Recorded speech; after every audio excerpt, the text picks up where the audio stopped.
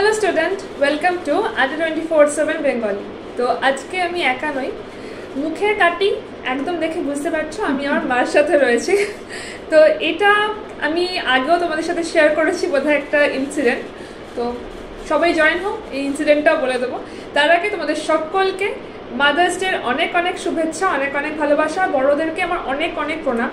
Mother's day তখন তোমাদের মায়েরা যারা বাড়িতে আছেন তাদেরকে আমার অনেক অনেক প্রণাম। আজকে আড্ডা 24/7 বাংলার তরফ থেকে আমরা মাদার্স ডে সেলিব্রেট করছি এবং সেই সেলিব্রেশনেই আজকে আমার স্পেশাল গেস্ট আমার মা নূপুর গাঙ্গুলি। আড্ডা 24/7 বেঙ্গলির স্পেশাল গেস্ট আমি বলতে পারি আমার মা নূপুর গাঙ্গুলি। তোমরা যারা যারা আছো তোমরা সবাই জয়েন করো, তোমরা সবাই জয়েন করে দেখো যে আমি শিওর যে মা মেয়ের কাহিনী আলাদা কিছু হবে না, আমার মার গল্প আলাদা কিছু নয়। তোমরা নিজেরা পুরোপুরি রিলেট করতে পারবে যে এটাই তোমাদের সাথে হয়। তার কারণ মায়েদের ক্যারেক্টারিস্টিক্স একই টাইপের হয়, পর, খেতে বস, ঠিকঠাক করে থাক, এগুলোই থাকে। সেগুলোই আমার সঙ্গে ছিল। তো সেই সমস্ত গল্প নিয়ে আজকে চলে এসেছি মার সাথে। তো যারা যারা আসো সবাই জয়েন করে যাও, লিঙ্কটাকে শেয়ার করতে পারো, কারণ কোনো পড়াশোনা না, নির্বাচন একটা ছোট্ট আড্ডা সেশন আড্ডা 24/7 বেঙ্গলিতে। তো ফার্স্টে মা, হ্যাপি মাদার্স ডে। ধন্যবাদ বলে তোকে কি বলবো। তবে তোর একটা কথা আমার খুব মানে আমি একটু ইন্টারেক্ট করতে চাই। তুই আমার ছোটোবেলায় ছিল মা পড়তে বস, খেতে বস, এটা কর এটা কর। তো এখনও বলতে পারি এখনও ঠিক আমাদের সেই কাজটা এখনও সে করে দিতেই হয়। এতটুকু সব পাল্টানো হয়নি কিছু, আমাকে এখনও খবর নিতে হয় খেয়েছি কিনা বা খেয়ে নেই, এটা করিস নি, এই ব্যাপারগুলো হয়। সেটা মাদার নেচার, সেটা থাকবে। মানে এটা হয়, মানে আমার ক্লাসের পর যখন গ্যাপ থাকে তখন মা ফোন করে বলে খেয়েছিস তো। আমি শিওর এটা তোমাদের সাথেও হয়, যখন তোমরা বাড়িতে অফিসে কলেজে কোথাও যাও জিজ্ঞেস করে যে খাওয়া হয়েছে তো বা খেয়েছিস তো। এটা মাদার নেচার, এটা কি বলবো, এটা ছোটবেলা থেকে ছিল, এখনো চলছে। পার্থক্য যেটা হচ্ছে সেটা হচ্ছে ছোটবেলাতে আমরা আমাদের ছোটবেলাতে মাদার্স ডে অ্যাজ সাচ করে সেলিব্রেট করতাম না। এখন সেটা হচ্ছে বছরের মধ্যে একটা দিন আমরা স্পেশাল মায়েদের জন্য ডেডিকেট করছি, মায়েদেরকে স্পেশাল ফিল করানোর চেষ্টা করছি, যেটা রোজই করানো দরকার কিন্তু আমরা করি না, যেটা আমরা করার চেষ্টা করছি। তো আমি এখানে একটা কথা বলি, এক্ষেত্রে আমি আড্ডা 24/7 কর্তৃপক্ষদেরকে অনেক ধন্যবাদ জানাতে চাই, সমস্ত মায়েদের পক্ষ থেকে, যে ওনারা এইরকম একটা জিনিস সাধারণত হয় সব জায়গায়, আমরা এখন বড় হয়ে শুনছি, ছোটোবেলায় কোনোদিন শুনিনি, বড় হয়ে শুনছি। এবং আড্ডা 24/7 কর্তৃপক্ষ এই জিনিসটাকেও মানে এ করে তাৎপর্য ভেবে তারাও এরকম একটা অনুষ্ঠান মাকে নিয়ে সঙ্গে করে জিনিসটা করছে। এটা একটা সত্যি মানে দেখার মতন ব্যাপার, মানে বলার মতন ব্যাপার। তো আড্ডা 24/7 তোমাদের সব ব্যাপারেই অত্যন্ত খেয়াল রাখে, সব কিছুতেই খুব ভালো যাতে তোমাদের সাকসেস হয় সেই ব্যাপারটাও চেষ্টা করে, তার সঙ্গে এটাও করছে। যার জন্য আমার সমস্ত মায়েদের পক্ষ থেকে ওনাদেরকে ধন্যবাদ জানাতে চাই। আর একটা কথা খুব বলার ব্যাপারটা আছে, মাদের ছোটোবেলা থেকে আমার ছেলে মেয়েদের অনেক মানে আশা নিয়ে যত্ন করে কষ্ট করে অনেক কিছু করে বড় করি। এবং হয়তো আমি অ্যাজ এ ওয়ার্কিং মা ছিলাম বলে আমি হয়তো সেরকম সময় দিতে পারতাম না, অনেক আক্ষেপ থেকে গেছে। তবে আজকে একটা এই জায়গায় দাঁড়িয়ে বলতে পারি আমার সেই আক্ষেপটা অনেকটা মানে মানে মিটেছে, যে আমি আমার মেয়েকে ঠিক আছে একটা জায়গায় তৈরি করতে পেরেছি। এবং আমার যে মানে ইচ্ছেটা ছিল যে ওর শিক্ষক খাওয়ার একটা ব্যাপারটা, সেই ব্যাপারটাও পূর্ণ করেছে। আচ্ছা, এখানে আমি বলি, এই যে মা বললো না যে মা আমাকে টাইম দিতে পারেনি, আমি বলছি ঘটনাটা কি হতো। আমার মা রেলে জব করতো, তোমরা অনেকে জানো, মা আগেও এসছে আমার কাছে। তো মা রেলে জব করতো, কিন্তু আমার পড়াশোনার মধ্যে ক্লাস 10 পর্যন্ত আমার অঙ্ক পুরোপুরি 100% মা দেখতো। এখানেই শেষ নয়, আমি যখন ধরো কোনো জায়গায় জয়েন করেছি বা কোনো জায়গায় বড় ক্লাসে কোনো কিছুতে আমার অঙ্ক আটকে গেছে, আমি মাকে ফোন করে বলতাম তুমি কোথায় আছো, মা বলছে অফিসে কাজ করছি। আমি বলছি হ্যাঁ একটা কোশ্চেন দিচ্ছি এক্ষুনি করে দাও। তো সেটাও হতো। শুধু এটাতে নয়, শুধু অঙ্কর কথা বলছি না, আমি একটুখানি তোমাদের কাছে বলা যায় না, বাট স্টিল আমি একটুখানি ফাঁকিবাজ টাইপের ছিলাম। তো পড়াশুনো কোনো একটা জিনিস মুখস্থ করে মাকে বলছি তুমি পড়াটা একটু ধরে নাও। তো ঠিক আছে, মানে আমি জিস্টটা বোঝানোর চেষ্টা করছি যে দেখো আমি জানি কি হয়েছিল যুদ্ধেতে, এরা দুজন লড়াই করেছিল অ্যান্ড এরা মারা গেছিল, আমি এইরকম করে বলছি। মা মানে শুনে অবাক যে এটা কী হচ্ছে। অনেক কন্ট্রারি আমার দাদা ভাই ছিল, আমার দাদা ভাই মানে একদম শুরু থেকে শেষ পর্যন্ত যা যা কমা ডট সমস্ত কিছু নিয়ে সেই রকমভাবে মুখস্থ করে মাকে পড়া দিত। তো এই যে মা বলছে না টাইম দিতে পারতো না, সেটা একদমই না। সেটা আমি, আমার দাদা ভাই সব, মানে আমাদের পড়াশুনোর একটা জায়গা ছিল যে মাকে আমাদের পড়া দিতে হবে, এবং মাকে পড়া দিতে হবে এরকম না, মা এসে ওদের থেকে পড়াটা নেবে যে হয়েছে কিনা। না, আমাকে টাইম দিতে মানে ওদের, আমি চাকরি করতাম যাই করতাম, কিন্তু ওদের পরীক্ষার সময় ছিল, আমি আজ পর্যন্ত ওদের যতদিন ছেলে এবং মেয়ে যতদিন ওরা 11-12 ক্লাস পর্যন্ত পড়েছে, ওদের প্রত্যেক বিশেষ করে মেয়ের পরীক্ষার সময় আমাকে তখন টানা 5 দিন 7 দিন, ওর পরীক্ষার কদিন আমাকে ছুটি নিতেই হতো, বা পরীক্ষা 2 দিন আগে থাকতে, কেন ওকে মানে পরীক্ষার উপযুক্ত মতন করে মোটামুটি তৈরি করতে হবে। আমার এতটাই ছিল, ওদেরকে বললে ওরা ভাববে যে ম্যাম করতো না, এতটাই ছিল। ও মানে আমার ঠিক দুজনের দুটো একদম বিপরীত এটা ছিল। একটা ছেলে যেমন যতটা নিখুঁতভাবে পড়া হতো, আর মেয়ে ততটাই সংক্ষিপ্তভাবে। এবং এরকম একটা ঘটনা আছে, আমরা জানি যে কোনো সংজ্ঞা টঙ্গা, ফিজিক্স কেমিস্ট্রি এসবগুলো পুরো লাইন সংজ্ঞাটা পুরো সংজ্ঞা হিসেবে পুরো কথাটা বলতে হয়। কিন্তু আমি আজ পর্যন্ত চেষ্টা করে কোনোদিন ওকে বইয়ের 5-6টা কথা পর সেই কথাটাও ওকে পরপর বলতে পারি, ও সেটাকেও জিস্ট করে বলতো।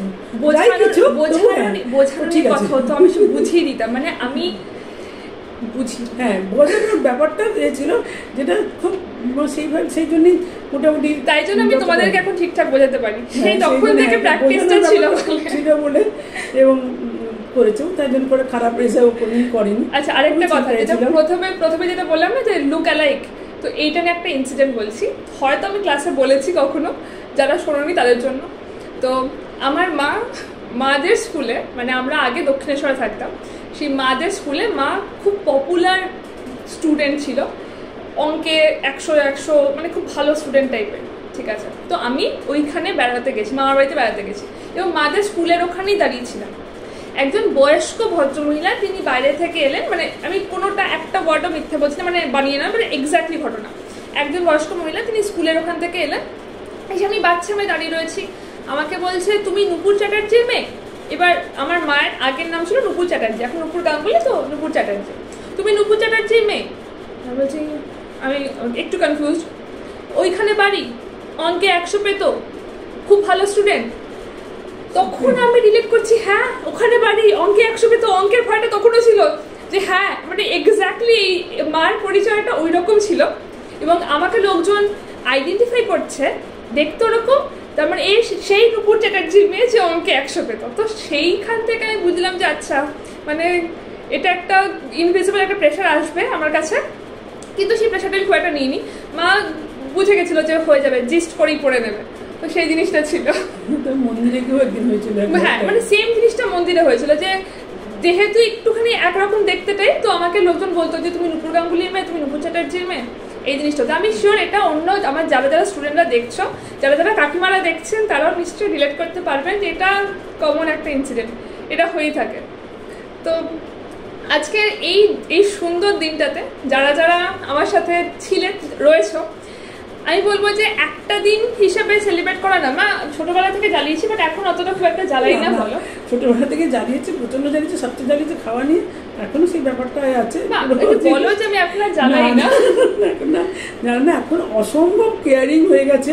মানে কি বলবো, আজকে এই একটা বিশেষ দিন আমাদের, সেইখানে ওর প্রত্যেকটা ঘটনা, প্রত্যেকটা দিন, প্রত্যেকটাই আমি একটু কথার গলার শটটা মানে একটু এদিক ওদিক হলে বলে কী হয়েছে, মানে অসম্ভবতম কেয়ারিং। আমরা কি করে ভালো থাকবো, আমরা দুজনে কী করে কেমন যাবো, সেই ব্যাপারে ভীষণ করে। তবে সেটা না আগে খুবই মানে একটু বদমাইশি ছিল আর কি, ভালো ছিল, ভীষণ ভালো ছিল, যাই কিছু অনেক সহজে অনেকটা করতে পেরেছে। আর এখন যেটা দেখি, ওর যে কেয়ারিংটা আমাদের প্রতি, আমি একটা ওর সামনে আলাদা করে বলছি না, আমি দেখেছি ও তোমাদের পড়ানোর ব্যাপারে ও প্রতি মুহূর্তেই চিন্তা করে। সবচেয়ে মুশকিল যেন আমাকে শুধু বলে এটা দেখছো তুমি, দেখো আমি করেছি ঠিক হয়েছে কিনা, আরো ভালো কিছু করা যায় কিনা, বলে আরো কিছু করলে ভালো হয়। এটা আমার খুব ভালো লাগে। এই জিনিসটা দাদা ভাই থেকে এসেছে, মানে দাদা ভাই আগে এরকম করতে, এত সিরিয়াস টাইপের, আমি একটু সিরিয়াস কম ছিলাম, এখন জিনিসটা দাদা ভাই থেকে এসছে। ব্যাপারটা হচ্ছে যে মানে আমি যদি কোনো জিনিস ধরো তৈরি করছি, কোনো জিনিস করছি, আমার মনে হয় সব থেকে বেস্ট আমাকে সেটা ক্রিটিসাইজ করতে পারে মা, মানে ভালো হলেও মা বলবে, অথবা যে জায়গাটা ভালো নয় সেটাতেও মা বলবে। কোনো একটা জিনিস যেটাতে মা একটু ইন্টারেস্টেড নয়, মানে একটুও ইন্টারেস্টেড নয়, সেটাকেও আমি আগে জোর করে বলি এটাকে দেখো, দেখে আমাকে বলো। মা মা কিছু করার নেই, এখন সেটাকে দেখে বলতে হয়। তো যাই হোক, আমি তোমাদের সকলকে বলছি, কাকিমাদেরকে বলছি যারা ক্লাস এই সেশনটা দেখছেন, মাদার্স ডে তরফ থেকে অনেক অনেক শুভেচ্ছা, অনেক অনেক প্রণাম আমার তরফ থেকে, AD24/7 বেঙ্গলি পুরো টিমের তরফ থেকে। আমার মা ওয়ার্কিং লেডি ছিলেন, এখন মা রিটায়ার। মা রেলওয়ে, ইস্টার্ন রেলওয়েতে এসও হিসেবে রিটায়ার করেছেন, অ্যাকাউন্টস ডিপার্টমেন্ট থেকে। মা, যেহেতু আমাদের কম্পারেটিভ এক্সাম, তুমি যদি আমাদের স্টুডেন্টদের রেলের জন্য কিছু বলো, যেটা সুদীপ তো খুব খুশি হবে। কিন্তু আমি রেলের জন্য বলা মানে আমরা তো আমাদের সময় ব্যাংকে, রেলে সব জায়গায় না। ও হ্যাঁ, শুধু রেল নয়, মা কিন্তু ব্যাংক ক্লিয়ার করেছিল, বাট ব্যাংক আমার পছন্দ হয়নি। আমি ছোটবেলা থেকে রেলের খুব পছন্দ ছিল, কারণ আমি এক দেখতাম আমার বন্ধুর বাবা রেলে চাকরি করতে বলে সে কিছু দূর পাস নিয়ে বেড়াতে যেত, সেটা আমাদের খুব ভিড় হতো। তখন তো আমাদের ফিনান্সিয়ালি কন্ডিশন অত ভালো ছিল না, সেজন্য আমরা তো যেতে পারতাম না। সেই জন্য ছোটোবেলা থেকে ঠিক করেছিলাম যদি কোনো চাকরি করে রেলেতেই করবো। তাই প্রথম পরীক্ষাতে চান্সে রেলের পেয়ে গেছিলাম। তবে একটা জিনিস ঠিকই, তখন আমাদের বেলাও পুরোটাই অবজেক্টিভ পরীক্ষাটা হয়েছিল, এবং আমরা মানে আমার যেহেতু অঙ্কটা একটু খুব ভালো ছিল বলে আমি অঙ্কতে পুরোটাই করে তার সঙ্গে সেই সময়টা বাঁচিয়ে অন্য কিছু করতে পেরেছি, অন্যগুলোতে করতে পারতাম। তোমাদের একটা কথা বলবো, রেলে এখন কেমন পরীক্ষা হয় যায় না, এখন যদি পুরো অবজেক্টিভ হয়, পুরো অবজেক্টিভ হয়, তাহলে সেক্ষেত্রে কিছুটা সুবিধা আছে। সেই সুবিধাটা পাওয়ার জন্যে তোমাদের প্রচণ্ড মানে ভীষণ পরিশ্রম করতে পারবে। এবং আমি একটা করছি, অঙ্কটা আমার ভালো হয়েছিল কেন, আমি এখন টিউশন করতাম। টিউশন করার জন্য আমাকে এত বেশি প্র্যাকটিস ছিল আমার, মানে কলেজে পড়তাম, বাদবাকি সময় অনেকটা সময় টিউশন করতাম, সেই জন্য এতটাই আমার প্র্যাকটিস ছিল যে আমাকে অঙ্কটা প্রথম 2-3 অক্ষর পড়লেই আমি ব্যাপারটা মানে ধরতে পারতাম যে কী জিনিসটা হবে, সেই জন্য সময় লাগবে না। তবে আরেকটা কথা কিছু বলা উচিত না, তবুও আমি বলছি, পরিশ্রমের বিকল্প নেই, এক কথার মতন সত্যি কথার কিছু নেই। তবুও একটা কথা বাবা, একটা মানে আমাদের একটা কথা আছে যে ফল হচ্ছে চেষ্টা প্লাস ভাগ্য, এবং যেখানে চেষ্টাটা 80% হয়, ভাগ্যটা 20% হয়। তুমি হয়তো খুব চেষ্টা করলে, কিন্তু কোনো সময় একটু হয়ে গেল, মিস হয়ে গেল, তার জন্য কোনো আপসেট হয়ে পড়ো না। আজকে যেটা মানে হয়তো কারোর সঙ্গে তোমার একই অঙ্ক করেছো, কেউ হয়তো 8 সেকেন্ড আগে করেছে, তার সময়টা কম হলো, এইটার জন্যে একটু ফারাক হয়ে যায়। সেই জন্য একবার যদি কোনো কারণে হয়, একদম ডিজার্টিং হবে না, শুধু চেষ্টা করে যাও, প্র্যাকটিস করে যাও, দেখো নিশ্চয়ই এই পরিশ্রমের কোনো বিকল্প নেই এবং তার রেজাল্ট পাবেই তোমরা। এবং সবাইকে শুভেচ্ছা জানাচ্ছি, তোমরা সবাই মানে এত চেষ্টা করছো, এত পড়াশোনা করছো, এত করছো, তোমাদের কথা তোমাদের ম্যাডামরা ভাবছেন, তোমাদের স্যাররা ভাবছেন, তোমাদের জানি একদম। সবাইকে দেখি চেষ্টা করছে, সবার সব দিক থেকে সব চেষ্টা আছে। নিশ্চয়ই একদিন আজকে এই চাকরির এই অবস্থা নিশ্চয়ই থাকবে না, অবশ্যই ভালো দিন আসবেই, এবং তোমরা তাদের নিশ্চয়ই সার্থক হবে, তোমাদের পরিশ্রম সার্থক হবে। আর কি বলবো, যে AD24/7-কে প্রত্যেককে আবার একবার শুভেচ্ছা জানিয়ে, মায়ের সমস্ত মায়েদেরকে আমার তরফ থেকে শুভেচ্ছা জানিয়ে আমি তোমাদের একদম মানে অন্তর থেকে আশীর্বাদ করি, তোমরা জীবনে দাঁড়াও, সার্থক হও, এই বলে আর কিছু আমার বলার নেই। চলো আজকে সেশনটা এখানেই এন্ড করা যাক। অল দ্য বেস্ট তো মার থেকে শুনেই নিলে, মার থেকে আশীর্বাদ তো শুনলে, আমার থেকে অল দ্য বেস্ট, খুব ভালো হবে, ডোন্ট ওয়ারি। আজকের এই ছোট্ট সেশনটাতে আমার আর মার চিটচ্যাটে নিশ্চয়ই সবাই রিলেট করতে পেরেছো, সবার ভালো লেগেছে। যদি ভালো লাগে সেশনটাকে শেয়ার করে দিও, আর সবাইকে যারা যারা দেখছো সবাইকে AD24/7 বেঙ্গলির তরফ থেকে অনেক অনেক অনেক শুভেচ্ছা মাদার্স ডের জন্য। আর যারা যারা কাকিমারা দেখছেন সবাইকে অনেক শুভেচ্ছা এবং আমার প্রণাম। নমস্কার।